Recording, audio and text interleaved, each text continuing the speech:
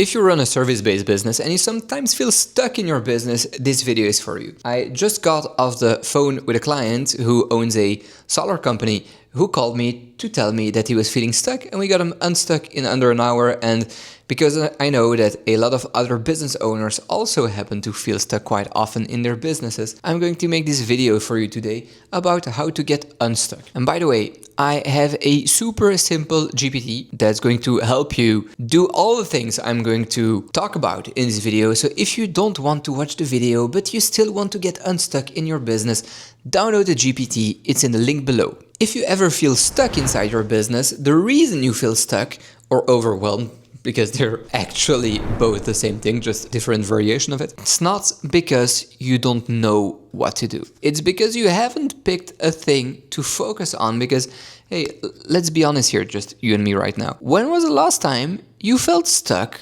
or overwhelmed when you were hyper-focused, just, chipping away at one specific task or project? Well, probably never. So let's get you unstuck. The first thing you're going to do is take everything you have to do, pull out your phone, your email, your to-do list of every kind, Slack, WhatsApp, whatever your poison of choice is, and dump everything you have to do on one massive list. And it's okay if it's like 47 points long. There's no problem at all. And if you're a business owner and you run a small business or a service-based business, well, it probably looks like that anyway.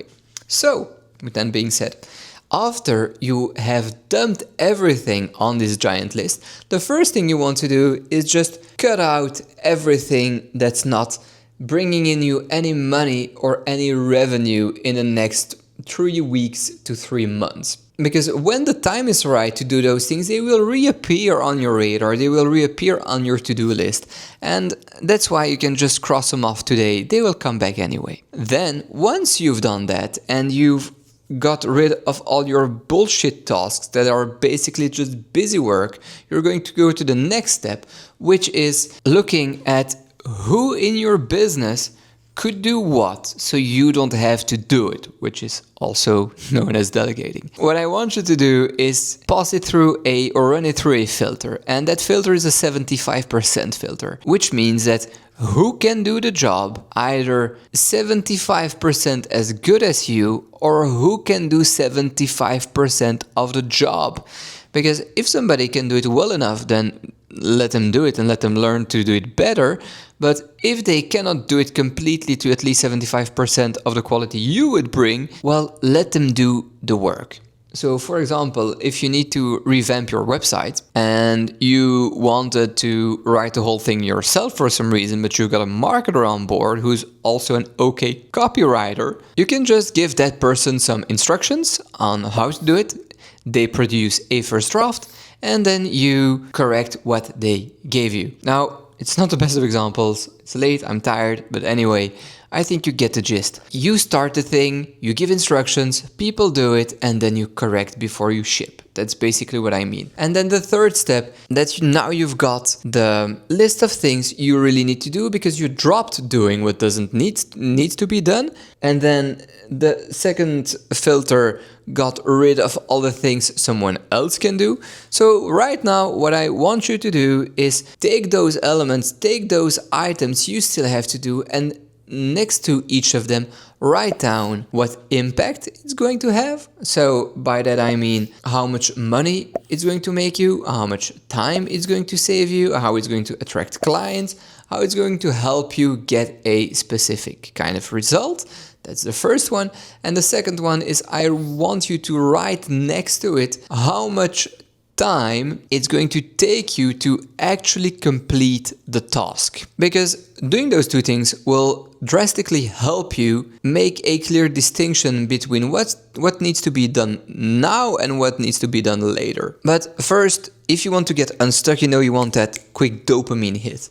So what I advise you to do is take a few things that take under half an hour, ideally under 15 minutes. Because what it's going to do, even if those things don't generate you direct revenue and whatnot, you'll get that dopamine hit because you just crossed off some things off your to-do list and you will feel productive. And when you feel productive, by definition, you don't feel stuck, you don't feel overwhelmed, you feel busy, you feel like you're doing something that actually matters.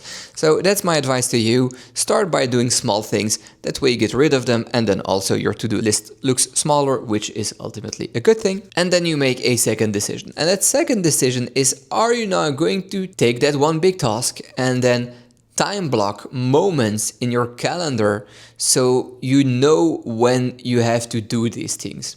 So let's say you've got a 20-hour project, define a few 2 to 4 hour blocks during which you're going to work on that big project. And if you do it over a week, it's okay. If it's over 2 weeks, it's also okay, even over a month, depending on deadlines and stuff. Because the thing you want to achieve here is to get clear on what you're going to work, get focus on what you're going to work. And if you're not ready for the big bad task yet, yeah, well, don't worry, just continue taking smaller ones.